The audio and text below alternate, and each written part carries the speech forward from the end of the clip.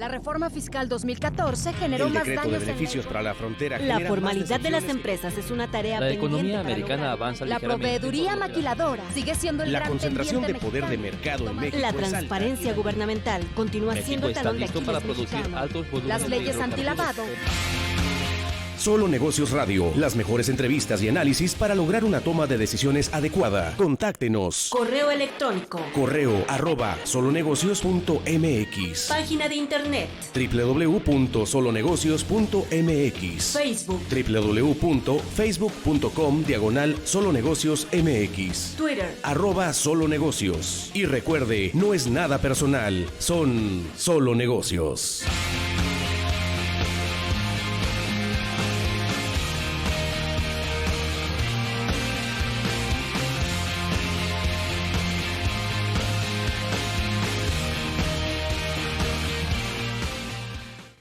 Hola, ¿cómo está? Mi nombre es Alejandro Sandoval, los saludo con mucho gusto. Esto es Solo Negocios Radio, transmitiendo a través de 1300 de amplitud modulada, al igual que por internet, en el fanpage de nuestra estación, Nuestras Noticias Radio Mexicana 1300, al igual que el fanpage de Solo Negocios en facebook.com/Solo Negocios MX.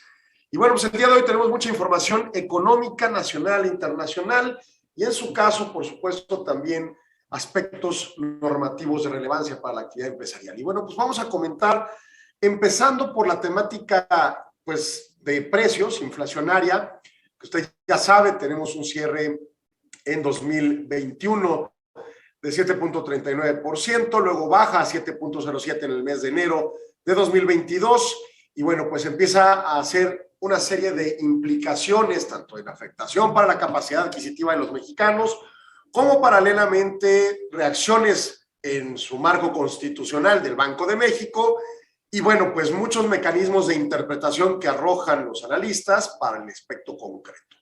Uno de ellos, citado la semana pasada entre Luis Enrique Gutiérrez Casas y Emanuel García el martes de la semana pasada, señalaba Emanuel, o preguntaba más bien, ¿qué implicaciones tendría la base monetaria en la inflación? La base monetaria se compone de lo que es el dinero líquido en la calle. Si usted tiene, por ejemplo, una cuenta bancaria de largo plazo, de estos depósitos de largo plazo, esa parte no es un dinero líquido porque no puede usarlo hasta que venza el plazo, so pena de una sanción si lo requiriese en una emergencia. Y eso dependiendo del contrato que haya firmado con su institución financiera donde lo tenga depositado. En cambio, dinero en efectivo que traemos en la cartera, dinero en el banco, en una cuenta corriente, como puede ser la tarjeta de nómina o una cuenta bancaria ordinaria, que uno va al cajero y saca el dinero en efectivo, o que pasa la tarjeta en un punto de venta y se cobra lo correspondiente, bueno, pues eso es parte de la base monetaria, es la estructura métrica de los pesos en billetes y monedas en circulación en el país. Y entonces es cierto que se tiene el aspecto teórico de que entre más base monetaria, más dinero en la calle, más tendencia inflacionaria hay. Y en su caso, entre menos, por supuesto, se contrae la inflación. En su caso también, el tema que hemos tratado mucho con el asunto de la Fed, en función no solo de su baja tasa de interés, sino además de lo que es la compra de activos seguros en el mercado, llámese bonos o certificados del Tesoro del gobierno de Estados Unidos, o bonos de hipotecas garantizadas en el mercado privado en los Estados Unidos, pues da pauta para pensar que es dinero impreso. O sea, básicamente te compro esos bonos electrónicamente y los bancos liberan ese recurso de liquidez. Lo tienen disponible para prestarlo, para moverlo, para quien vaya al banco y requiera sus recursos, pues puedan pagarlo sin problema alguno. Entonces, en función de esto, ciertamente ha habido una expansión de la base monetaria en el planeta por los bancos centrales que, en apoyo contra la recesión advenida y autoinducida por las cuarentenas de COVID-19, pues trae como consecuencia una idea de impacto inflacionario. Pero ¿qué tan cierto es que genera inflación este efecto? Lo lógico es pensar que sí. Y vayamos a datos concretos. En este momento, la base monetaria nos la reporta el Banco de México cada semana, los días martes, a las 12 del día, si no me equivoco, hora de la Ciudad de México. Sale en su portal de internet, en el rubro de reservas internacionales, sale la base monetaria. Y en esa lógica, pues sucede que tenemos una base monetaria de una cantidad, ahí le digo exactamente, en el último reporte del 11 de febrero, o sea, después de la semana pasada, de 2.440.400 millones de pesos. O sea, es una cantidad incluso casi indecible, ¿no? Pero el punto en concreto es que esta base monetaria es la cantidad de billetes y monedas que se circulan en el país a esa semana. Y cada semana se hace el recuento.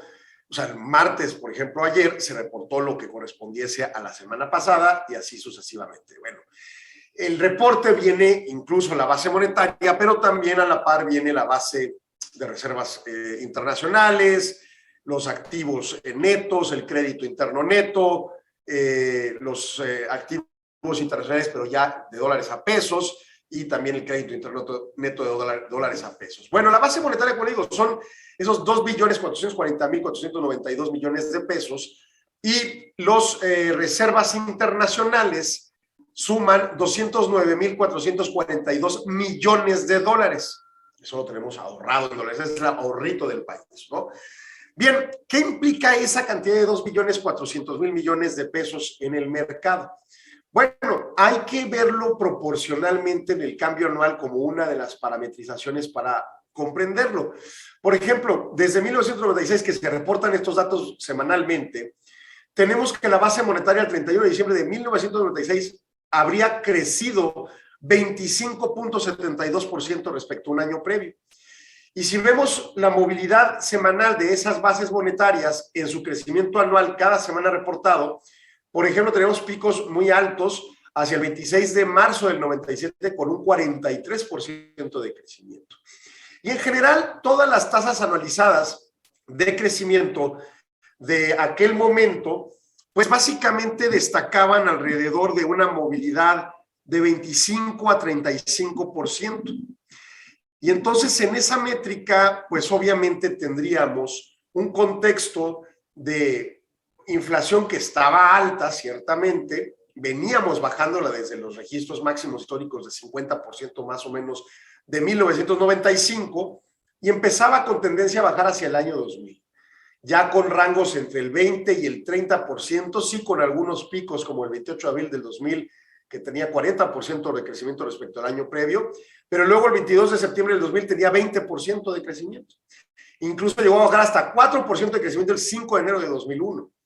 Y entonces así va la movilidad. Cada vez va creciendo menos la base monetaria y en su caso va dando pauta a más o menos equiparado el tiempo en que fue bajando la inflación desde tener inflaciones de 2 dígitos a tener inflación de un solo dígito y luego ya a plantarse la meta inflacionaria de 3% más menos 1 y apuntalar hacia ese nivel.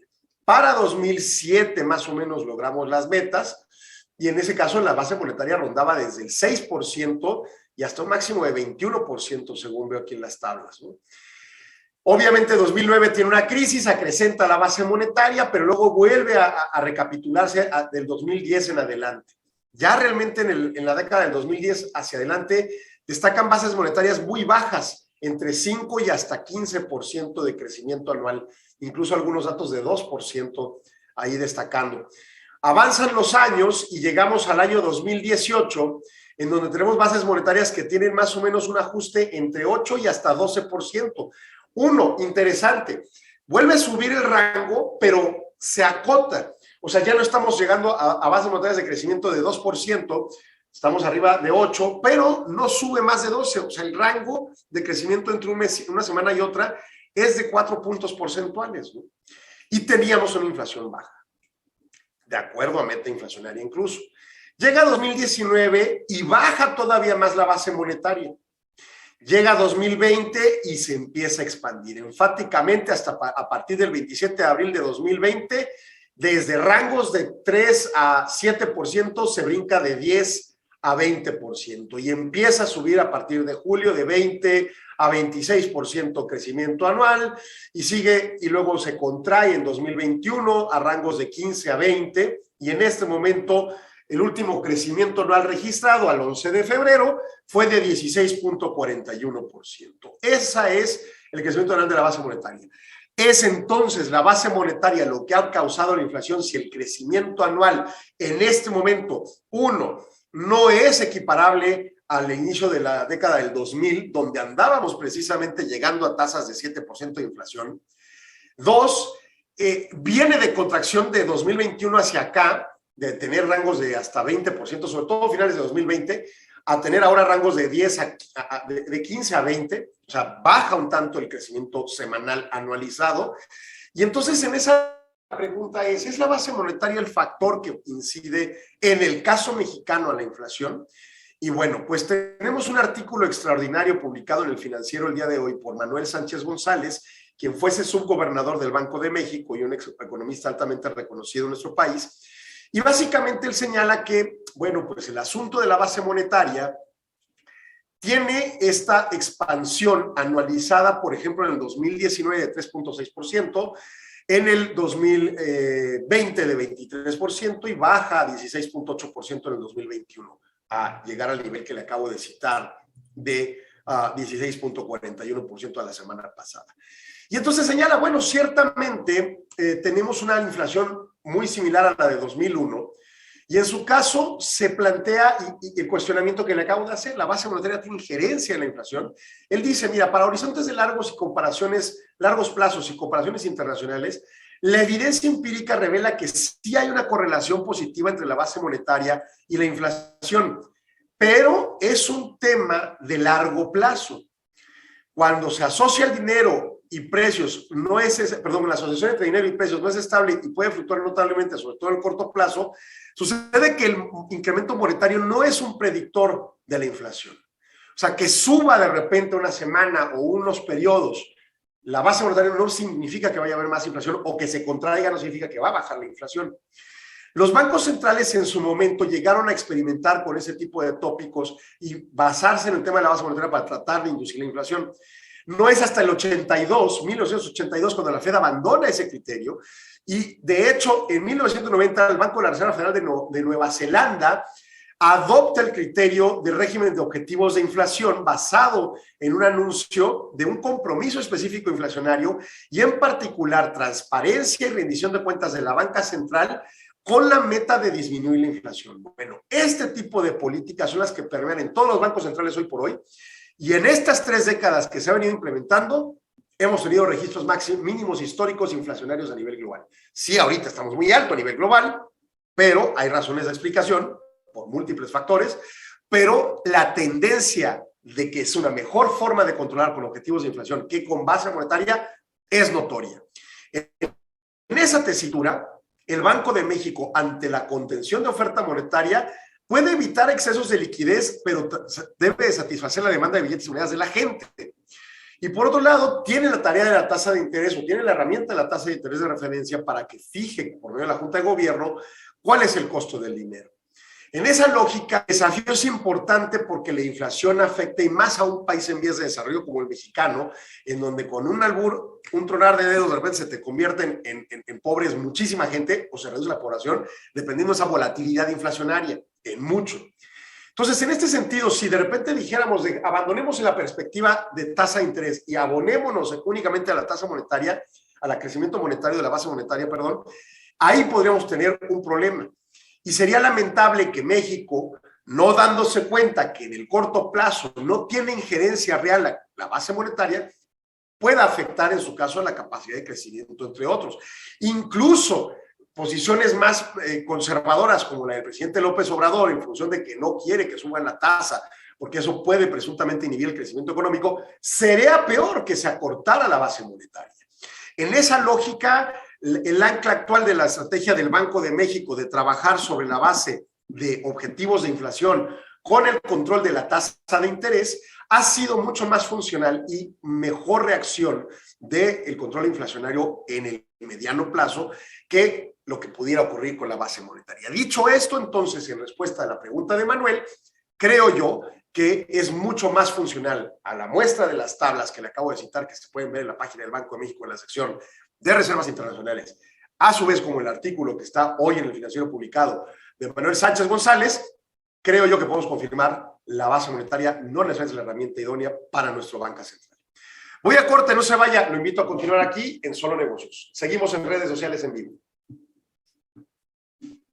Y así es, estos temas monetarios son complejos Luego también le he de confesar, en mis estudios en la Universidad de Texas en El Paso de Economía, no hubo clase de política monetaria porque no hay un profesor que dominara el tema. Nos dieron clases básicas, por supuesto, y clases de finanzas que pudieran equiparar ciertos mecanismos, pero la parte central de una mecánica de políticas monetarias no había quien nos diera allá en los 90s esas clases. Y aquí en la UACJ, a mi conocimiento, no se da la clase tampoco específicamente como política monetaria. No estoy 100% seguro. 8 años que no doy clases ahí y luego además nunca me tocó esa clase. En la retícula, lo que llegué a ver, no había esa clase. Sin embargo, es un tema que se tiene que comprender, aunque es complejo, aunque genera incertidumbre en la gente, sobre todo porque son parametrizaciones de grandes números, de teoría de grandes números. Digo, la gente no cree en la inflación, dice, oye, creció el 7.39% la inflación en 2021, y la gente, no es cierto, subió 30%, yo fui al supermercado y así está en las alzas de los precios. Y a mí la renta me la subieron en 15%, y la gasolina subió en 20%.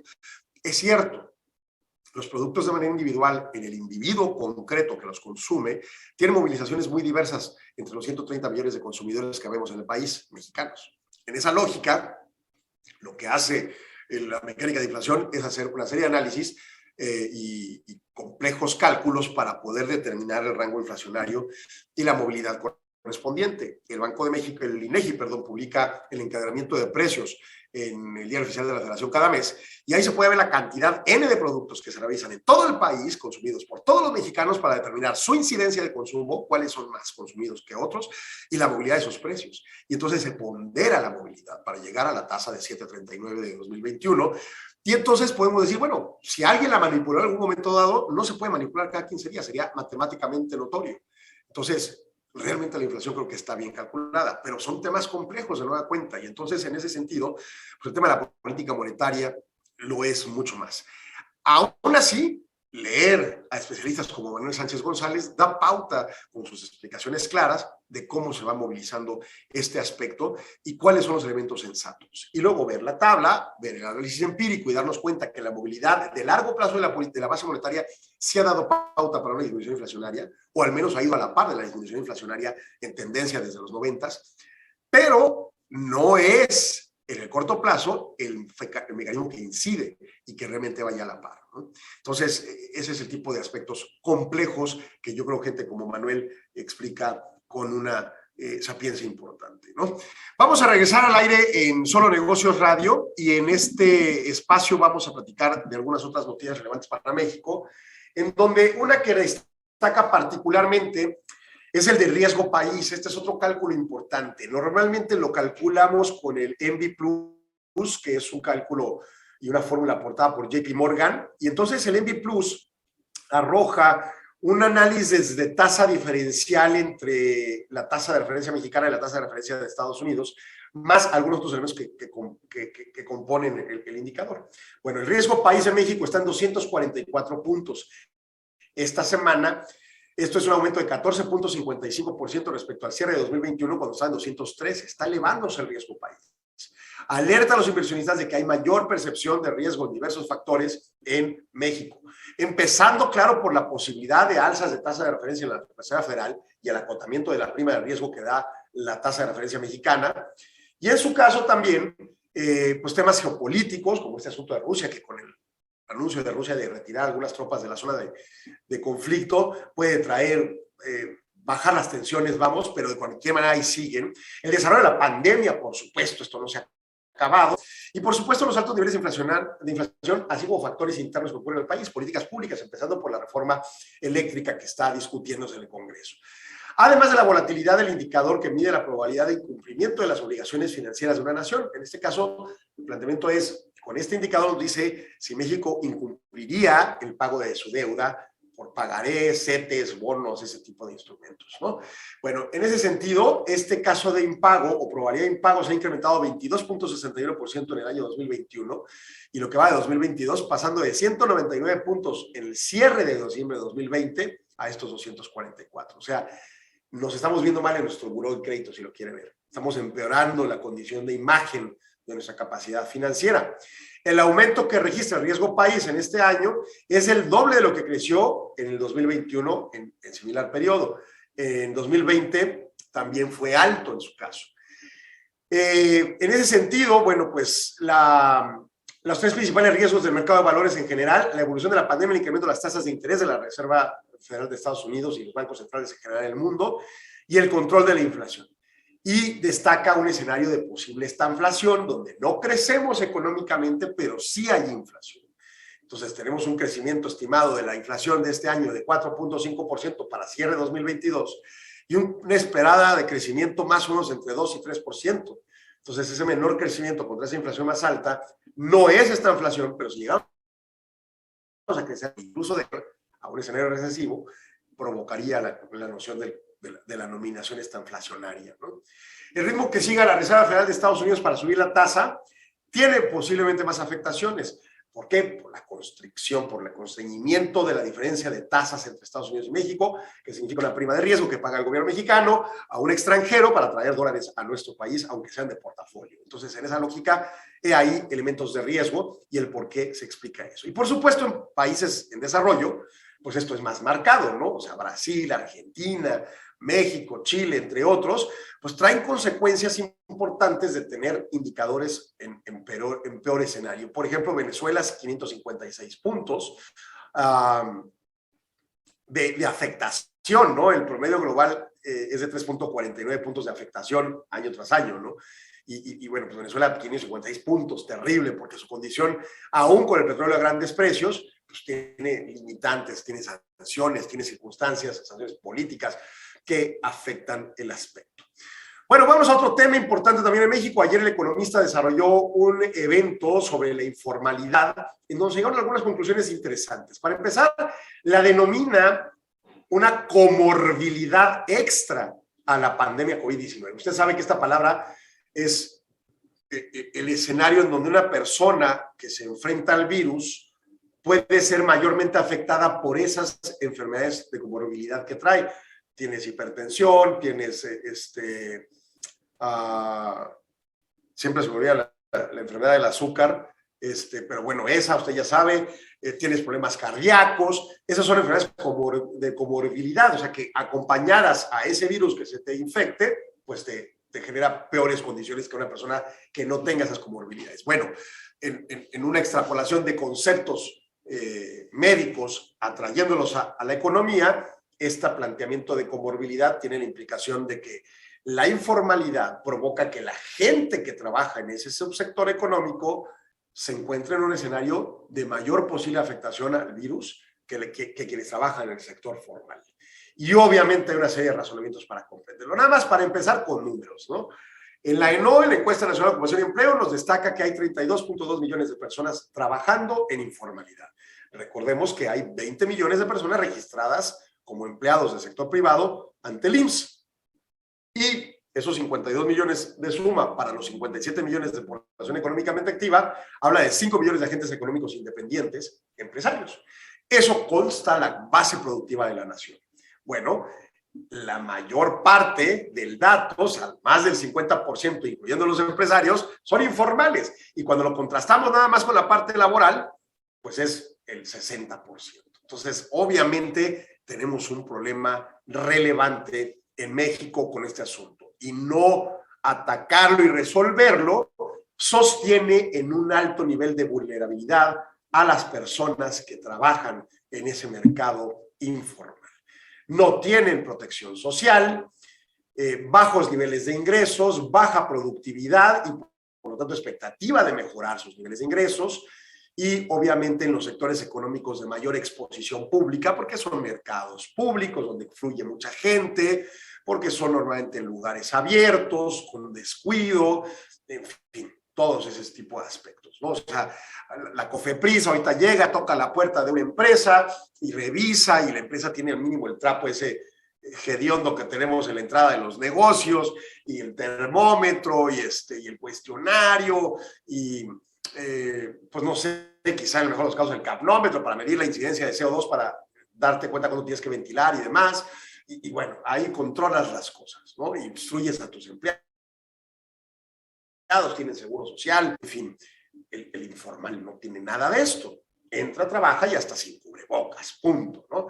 Bueno, Germán Martínez, especialista de políticas de empleo de la Organización Internacional del Trabajo en México, plantea que este es el alto nivel de vulnerabilidad al que se enfrentan precisamente estos trabajadores.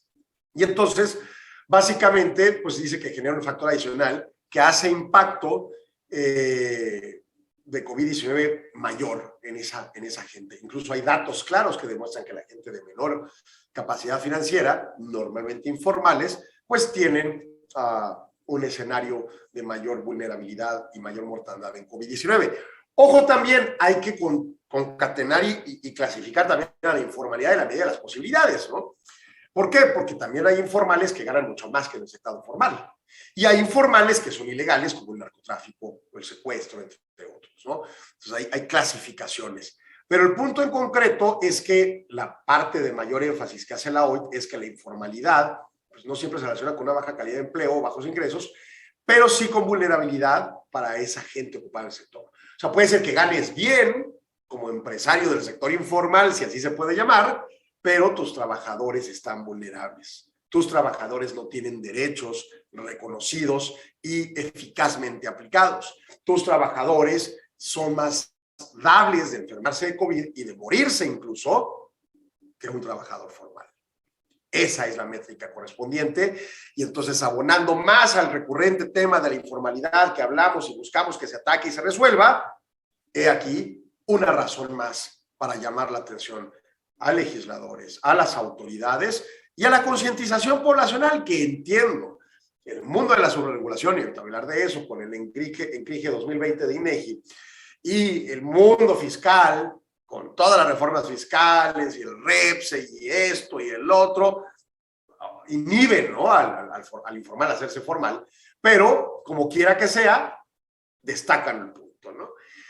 Alternativas a la temática coinciden que el tratamiento para atender la informalidad, no solo se limita a la fiscalización, también las desigualdades y la preparación de la fuerza laboral. Plantea un sistema nacional de cuidados para disminuir el peso de las actividades de mujeres y facilitar su incorporación al empleo formal. Mejorar la participación laboral a través de fortalecimiento de salarios y educación. Incrementar productividad, conllevando un aumento de inversión, mayor infraestructura de tecnologías de la información, mejor calidad educativa y recapacitación de los trabajos del futuro. Disminuir el costo de la formalidad, ahorita que vaya al INCRIGE, lo que incluye el pago de cuotas obrera patronales. Es carísimo el seguro social. O sea, cada peso que se paga a un trabajador, entre seguro social e impuestos, cuesta más o menos unos 50. O sea, 50 centavos más, ¿no? Incentivar la formalización a través de infraestructura pública que ofrezca certidumbre al Estado de Derecho. Sepa yo que tengo derechos. Informarlo a los trabajadores. Generar mecanismos de afiliación de la seguridad social de trabajadores sin cobertura. Formación profesional en el desarrollo de nuevas competencias para transitar del empleo o del desempleo, al empleo, y de la informalidad a la formalidad. Simplificación tributaria. Todo mundo hoy está batallando horrores con la página del SAT para hacer declaraciones. Me meto, busco mi pago de impuesto de la renta, nada más me aparece el IVA. Y me dicen en el 800 del SAT, bueno, no es 800, es un número de la Ciudad de México, me dicen, mande sus aclaraciones. Pues sí, pero mañana se vence, mañana 17 de febrero se vence el plazo, y luego la multa. Entonces, insensatez, ¿no?, en el control, simplificación. Al contrario, lo han hecho más complicada la página, porque ahora se hacen unas declaraciones en una página y otras declaraciones en otra, y es un desastre, ¿no? Política clara de incentivos a la formalidad para demostrar a las personas el beneficio de ser formal. Contribución de impuestos, qué recibo en materia de servicios públicos, cómo cambia mi contexto diario al estar en la formalidad frente a la informalidad. Y mire que la disposición fiscal 2021 trae como consecuencia recálculo de impuestos a trabajadores, que todavía ahorita va a empezar a repercutir en las siguientes semanas en los salarios de los trabajadores. Todo eso se tiene que reevaluar por el gobierno. Es decir, ¿qué tanto estoy recaudando ahí? ¿Contra qué tanto puedo ser mucho más eficiente con traer a la formalidad a los informales y resolver la problemática? En fin, temas que los políticos no tienen el más mínimo empacho ni interés en conocer, en que los legisladores no tienen ni idea de lo que están haciendo, y pues en que el país ahí sigue a la deriva. Vamos a corte, regresamos en segundo. No se vaya, siguen Solo Negocios. Y pues así es, ¿no? Aquí en redes sociales seguimos comentando, encontramos este contexto de un marco regulatorio complejísimo, una fiscalización complejísima y la falta de conocimientos. de que la gente sepa cuáles son sus derechos, de que a qué aspira con la formalidad y de elevar esos derechos eventualmente. Por ejemplo, la discusión de un seguro de desempleo cambiaría mucho la percepción, porque ciertamente hoy un informal puede demandar ante Junta de Conciliación y ganar sus 3 meses de su sueldo, pero realmente no es el quid diferenciador esos 3 meses, peor si te los pagan en quién sabe cuánto tiempo que se lleven las demandas. En cambio, base, sí, un elemento que va a incrementar costo administrativo y laboral del 1.50, yo qué sé, 1.55, 1.52, veremos cuánto cuesta. Y yo, empresa, pago un seguro de desempleo de todos los empleos que tengo. El empleado, el día que yo lo necesite, se va. Me ayuda en materia de mercado a la empresa, pero cuando lo necesite lo regreso, o a quien sea, ¿verdad? Pero más importante, ese empleado tiene garantizado un flujo de ingresos por más tiempo que los 3 meses para sobrevivir y buscar otro empleo. Y capacitarse mejor y aspirar a un mejor puesto de trabajo. De lo contrario, todo sigue estancado. Pero solo los formales podrían aspirar a ese seguro de desempleo. Por lo tanto, se clama que se trabaje en ese tipo de incentivos. Otros, las empresas formales pueden aspirar a financiamientos bancarios, las informales con agiotistas. Y las diferencias de tasas, aunque son caras, híjole, es fuego en el agiotismo. Y un financiamiento bien manejado es el que te lleva, pues obviamente, a un crecimiento de desarrollo empresarial. Lo mismo para un empleado. Un agiotista, un empleado que quiere un financiamiento para los regalos de Navidad, para los útiles escolares de los hijos, para lo que sea necesario, pues es con agiotista, ¿verdad? Porque no tiene un respaldo financiero que le permita acceder a un crédito empresarial, bancario personal, que son caros, pero con la agiotista más del doble fácil. Y también paralelamente el gobierno y la legislatura tienen que trabajar en el destrampe del oligopolio bancario y de la facilidad de recuperación de cartera, códigos de procedimientos civiles estatales, que permita entonces que bajen las tasas porque bajen las primas de riesgo bancarios y entonces sea más incentivo participar en la formalidad que en la informalidad. Hay 1000 cosas que se pueden hacer, veremos cuándo las quieren hacer. Vamos regresando al aire en Solo Negocios Radio. Ahora me voy con el tema del ENCRIGE. El ENCRIGE, ¿qué es eso? Suena horrible. Sí, pues es la encuesta de calidad regulatoria e impacto gubernamental en empresas, o su acrónimo ENCRIGE 2020. Bueno, esta encuesta ya había hablado de ella el lunes. Y tenemos, pues obviamente, en el país una estructura de 86% de empresas chiquititas, micro, 12% pequeñas, 1.8 medianas, 0.4 grandes. 30.5% en el comercio, 38.3% en la industria, 31.3% en los servicios. Esa es la estructura empresarial en México, para 4.1 millones de empresas. Bien, tenemos el SARE, que nunca ha evolucionado, se creó con bombo y platillo y pues nada más, no se ha hecho más al respecto. Solo el 6.9% de las empresas en el país declaran utilizar el SARE, ¿no?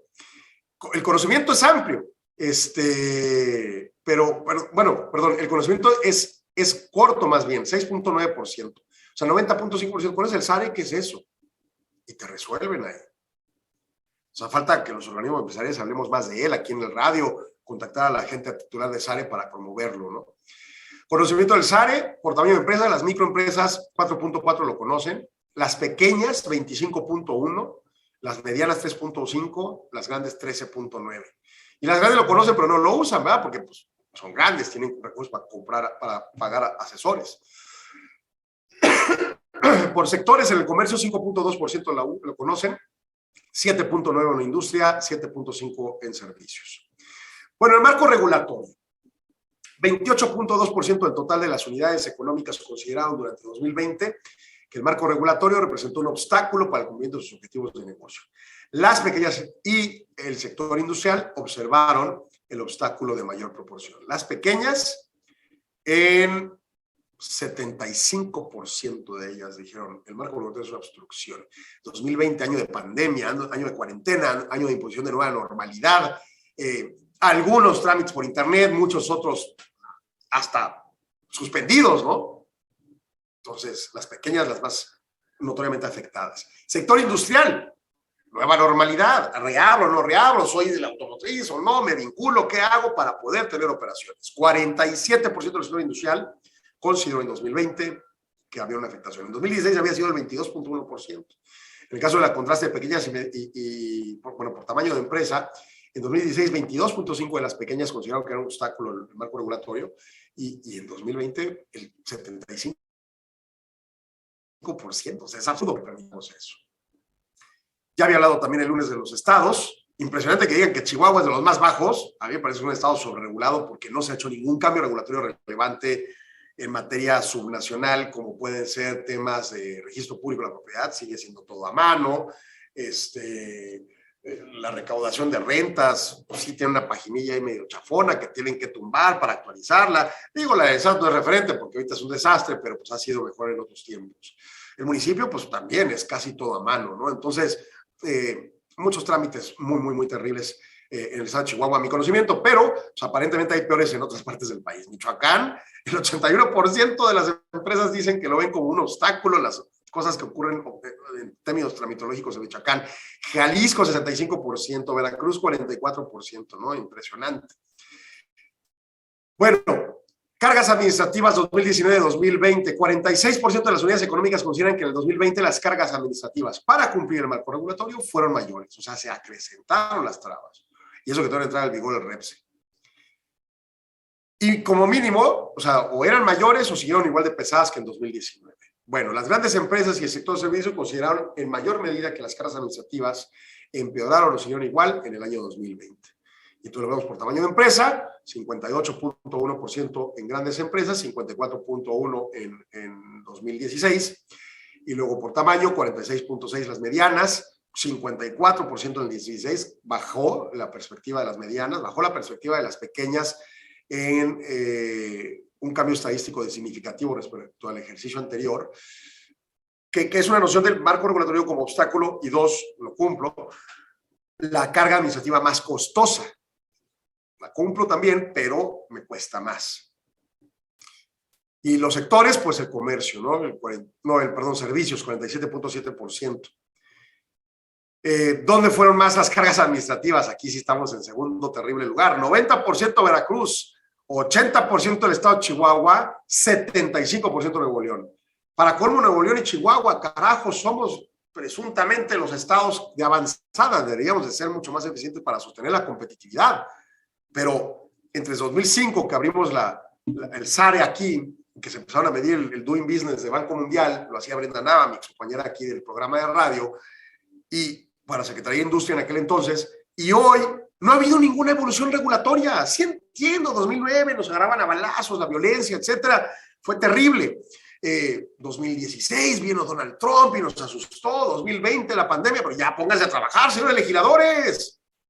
Mejoren la estructura regulatoria del Estado, de los municipios. Es ridículo que evolucione más estados tan pequeños como Colima o como Aguascalientes en el lapso de los años y se posicionen en primeros lugares de competitividad que el estado de Chihuahua, caramba.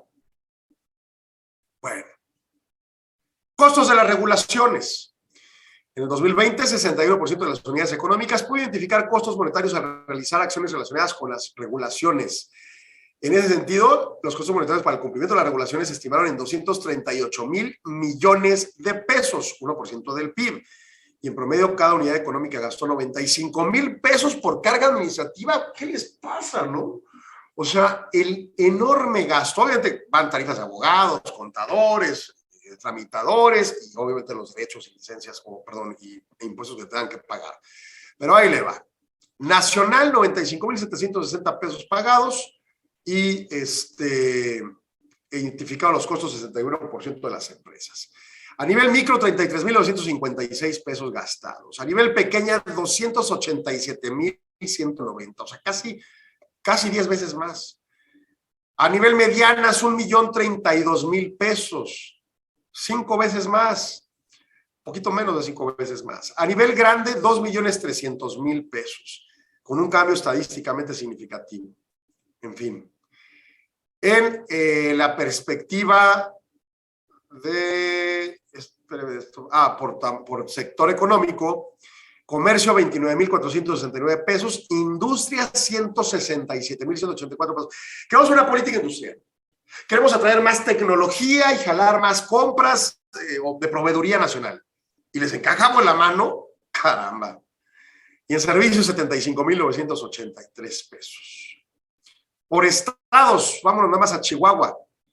En el año, y fíjese aquí bajó, el año 2016, 109,094 pesos. En el año 2020 se tiene una nota de que no se recomienda el uso de estas estimaciones para conclusiones cuantitativas porque los coeficientes de variación son mayores al 30% y solo es un análisis cualitativo. Pero habla de 62,000 pesos. Yo me voy a traer una apuesta. Si esto incluye realmente los honorarios de todos los asesores que ayudan a cumplir normativamente, sí estamos egresando muchos más abogados de las universidades públicas que se insertan a la asesoría empresarial y eso provoca competencia y no nos permite subir precios tan fácilmente. Entonces, yo creo que ahí tiene que ver en cierta medida ese alcance. Habría que analizar a profundidad. Baja California tenía 83,000 pesos en el 2016, subió a 186,000 en 2020. Jalisco costaba 35,000 pesos en 2016, ahora cuesta 204,000 pesos. Impresionante, ¿no? Luego la nota final, digo, está más grande la encuesta, pero una nota que también es importante analizarla es el cumplimiento de contratos. ¿Qué tanto se cumplen los contratos en esa latitud correspondiente? A nivel nacional, 86,6% de las unidades económicas consideran que la celebración de contratos o acuerdos con otras empresas se da en un ambiente de confianza. Las pequeñas empresas, como las unidades de servicios, celebran contratos en un ambiente de menor confianza. Entonces, temas interesantes a analizar. ¿Por qué? Porque sobre todo, vámonos a una maquila, nunca te quieren firmar un contrato per se, el escrito largo de lo que es un contrato y te dan una orden de compra, que es un contrato. Y el mismo hecho de una estrechón de manos, de un acuerdo de voluntades, es un contrato mercantil. Pero disminuye la confianza.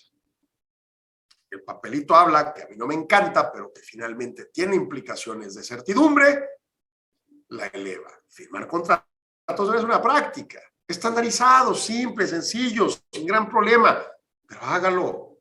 ¿Para qué estamos rancheando en el tema, no? Y dos, por sector económico, el sector de servicios también pierde confianza en función de múltiples aspectos. Bueno, ¿quiere un tema sensible? Materia fiscal, materialidad, firme contratos, si no lo pueden terminar declarando a uno facturero y al otro no deducible sus facturas. Número dos, REPSE. A fuerza tienes que firmar contratos para validar la relación y la deducibilidad de facturas.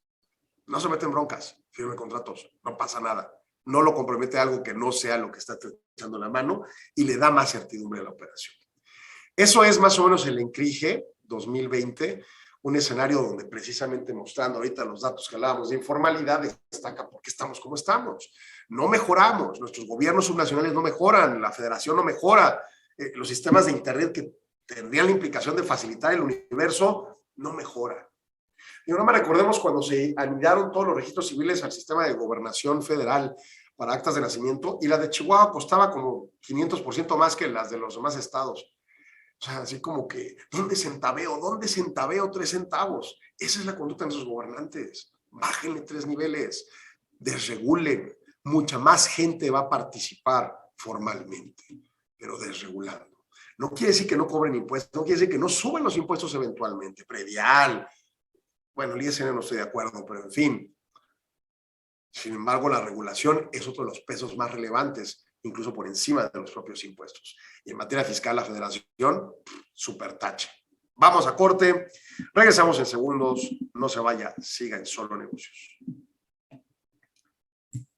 Y bueno, ya no habla de regulación, ya ahorita vamos a irnos con indicadores y bueno, una nota más también importante financiera, pero lo cierto es que tenemos un contexto sumamente de madejas normativas.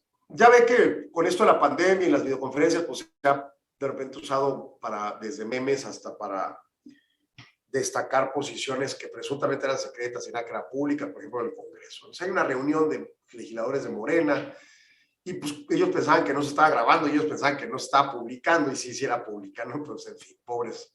Pero pues que uno de ellos cita algo que tiene absolutamente razón.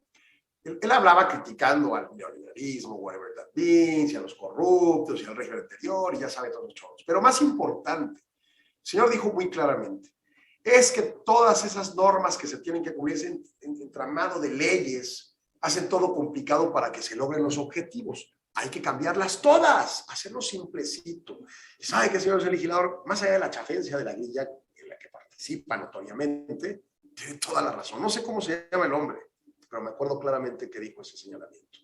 Un entramado de normas entorpece la viabilidad y la libertad para ejercer. Las leyes son obstrucciones a la libertad y tienen que tener justificación social para existir.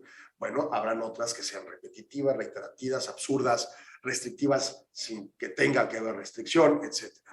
Y para muestra, el botón del ENCRIGE. Y por supuesto, vinculado al Doing Business del Banco Mundial, estudio bianual, que nos permite conocer cómo vamos en detracción recurrente en la competitividad global en nuestro país, y peor en el estado de Chihuahua, que estamos en los últimos lugares, ¿no? Señores legisladores, a chambear. Dejen de estar en la grilla y pónganse a chambear.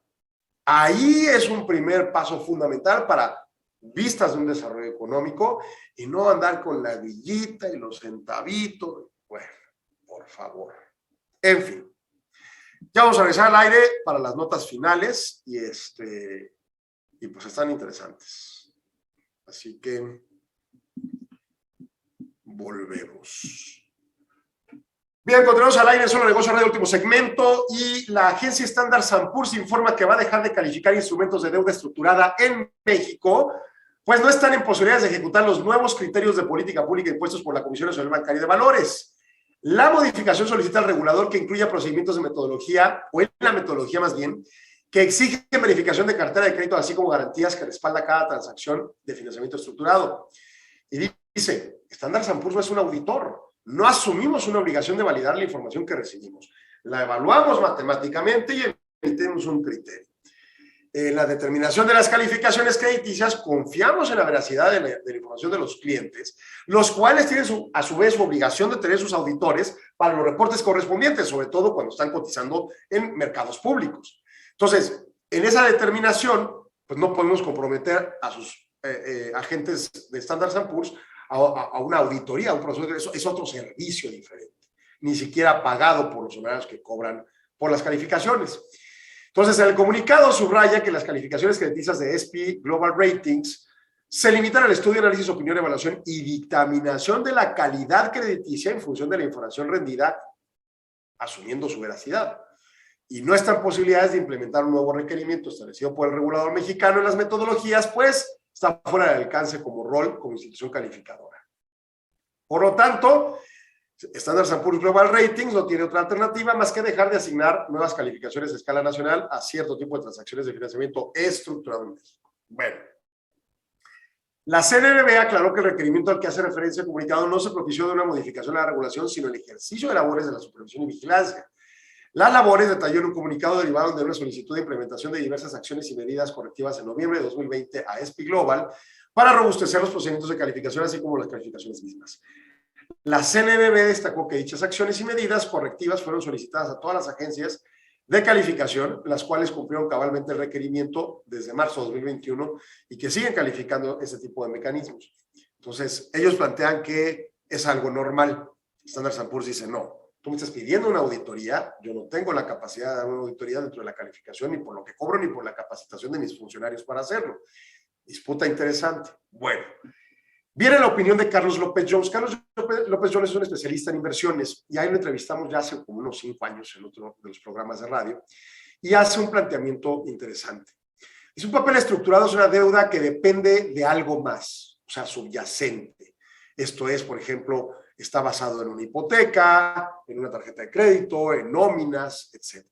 Bueno, dice, un banco o Sofom colocan entre sus clientes 1,000 millones de pesos como ejemplo en créditos, y cuando se les acabó el dinero, toman esos créditos y le dicen al mercado, bueno, pues aquí están los créditos que garantizan que te voy a pagar intereses de deuda, que la coloqué al 12%, tú págame 8% y vuelvo a capitalizarme para volver a seguir operando.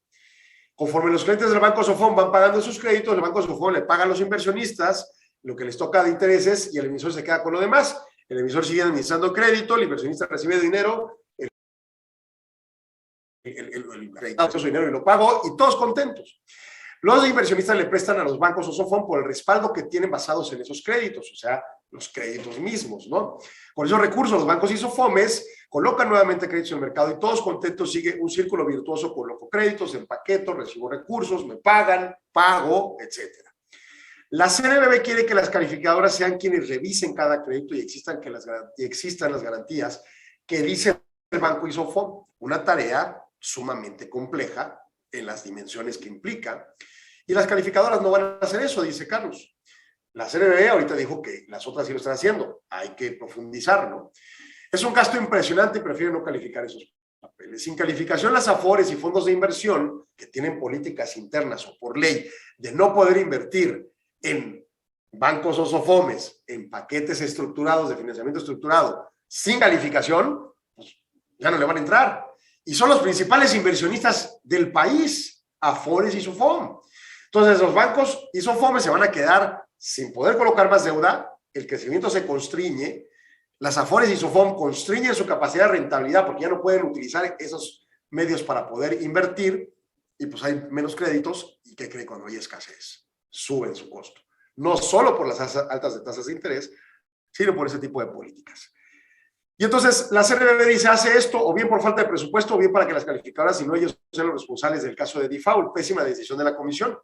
Porque el punto en concreto al que aduce Carlos es que es la CNBV que está obligado o puede obligar a los bancos a brindar respaldo por medio de dictámenes de terceros que contraten para esos propósitos, pero no puedes pasarle el costo a un tercero como la calificadora, ¿no? Ese es el planteamiento. Habrá que analizar a fondo la temática en función de lo que señala la Comisión Nacional Bancaria de Valores por el tema concreto de su señalamiento de que otras calificadoras sí cumplen, y en función a ello, pues, tomar una determinación. Pero de que se pone en riesgo porque falta una calificadora en la jugada, empieza el riesgo, ¿no? Habrá que evaluar. Producción industrial en Estados Unidos. Hoy se anuncia en indicadores que la producción de enero creció 1.4%, fuerte. En diciembre cayó 0.1%, en noviembre subió 0.9%, en octubre creció 1.4%. Entonces quiere decir que venía mal, subió en octubre, se mantuvo medio alta, bajó ligeramente en diciembre y vuelve a repuntar fuerte en enero. Excelente noticia para México. Por la parte manufacturera, anualmente se tiene un crecimiento de 4.1%. Ahora, el problema es que el sector manufacturero fue el que creció menos, 0.2%, pero 2.5% anualizado, no está mal. Sabemos el tema de los semiconductores y logística. Minería creció 1%, con un 8.2% anualizado.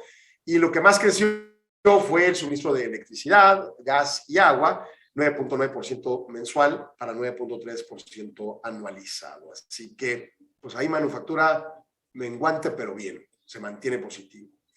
Otro dato importante que se anuncia el día de hoy son, por parte del Buró de Estadísticas Laborales de los Estados Unidos, el índice de precios de importaciones y exportaciones, uno relevante para los aspectos de toma de decisión de política monetaria que ahora en marzo se va a ejercer por la Fed. Bueno, los precios de importaciones en datos avanzados crecen 2% en enero, después de 0.4% de caída en diciembre. Así que creció fuerte. En su caso, los más altos son combustibles y no combustibles en enero, contribuyendo a un crecimiento total de precios de las importaciones. Las exportaciones crecen en 2.9% en enero, después de bajar 1.6% en diciembre. El crecimiento de las exportaciones de Estados Unidos, de 2.9%, pues, ¿quién cree que nos afecta principalmente? Las importaciones mexicanas, ¿no? Pero en fin, ese es el escenario, el contexto de lo que está ocurriendo. Y pues bueno, el tema es que está presionante. Las importaciones en anualizado están en 10.8% y las exportaciones en anualizado están en 15.1%. Digo, nos va a seguir permeando inflación a México a fuerza. También hoy nos publicó la Dependencia de Información Energética de los Estados Unidos, la Energy Information Agency, los inventarios de crudo de petróleo al sábado pasado, que sin reservas estratégicas crecieron 1.1 millones de barril respecto a la semana previa, cierran en 411.5 millones de barriles y están 10% por debajo del promedio móvil de 5 años. Seguimos con escasez, mejora la semana, pudiera implicar contención de precios en los siguientes días en gasolinas, pero al final del día seguimos mal. Las refinerías operan al 82, no es cierto, al 86.9%, hace un año operaban al 82.5%. Entonces, sí creció, pero pues creció poco, y no hay mucho pretexto para que no crezca más, menos cuando llenas el Super Bowl en los estadios y demás, ¿no? O sea, pónganse a chambear y a hacer petróleo y bajen este problema de precios importante. Y en su caso, hizo el señalamiento en su última reunión del 2 de febrero, que se reafirma la decisión de la 10ª sesión de OPEP y no OPEP, que es lo que es OPEP Plus, con Rusia y demás, para la Junta del 12 de abril, en la Junta del 12 de abril, de mantener el trabajo conjunto, ¿no? Y la siguiente sesión es el 10, va de nuevo. El 12 de abril de 2020 se juntaron, acuérdense, cuando los precios estaban negativos del petróleo. El 18 de julio de 2021 se juntaron para reafirmar posiciones y ahora el planteamiento en esta reunión número 25 es reafirmamos esos posicionamientos. ¿Pero cuáles son los posicionamientos? El posicionamiento de 2020 es bajen la producción para que suba el precio. El de julio de 2021 empecemos a subir la producción lentito para seguir permitiendo que el precio suba. Y no se hace nada para detener los precios, ya están en $100 por barril. Eso va a traer como consecuencia de inflación. Pero olvídense de México, como quiera toreamos. Venezuela, OPEP. Ecuador, OPEP. Los países árabes pobres, que sí hay países árabes pobres, OPEP. Entonces es un suicidio. O sea, ya olvídense de México, no nos hagan el favor, olvídense de Estados Unidos, no les hagan el favor, ellos tampoco quieren, no suben su producción. Se están metiendo el pie y se van a meter en una bronca. Tiene que subir la producción a un ritmo más acelerado, de lo contrario, pues la problemática inflacionaria va a permear a nivel global. Siguiente reunión número 26, el 2 de marzo. Esperemos que entre sensatez. Se supone que Joe Biden habló con el rey de Arabia Saudita en días pasados y le dijo, oye, pues tiene que subir la producción. Seguramente el hombre le contestó, pues ustedes también. Veremos qué pasa. Bueno, estamos llegando al final del programa. Le agradezco a Arturo el apoyo. Les invito a escucharnos mañana en punto de las 4 aquí con el espacio de UTEC para más información de tecnología, innovación y educación. Y pues lo invito a quedarse en sintonía del 1300 de amplitud modulada aquí en Radio Mexicana. Muy buenas tardes, que la pase excelente. Agradecemos su atención. Nos escuchamos de lunes a viernes de 4 a 5 p.m. a través de Radio Mexicana 1300 AM. Contáctenos. Correo electrónico. correo@solonegocios.mx. Página de internet. www.solonegocios.mx. Facebook. www.facebook.com/solonegociosmx. Twitter. @solonegocios. Y recuerde, no es nada personal, son solo negocios.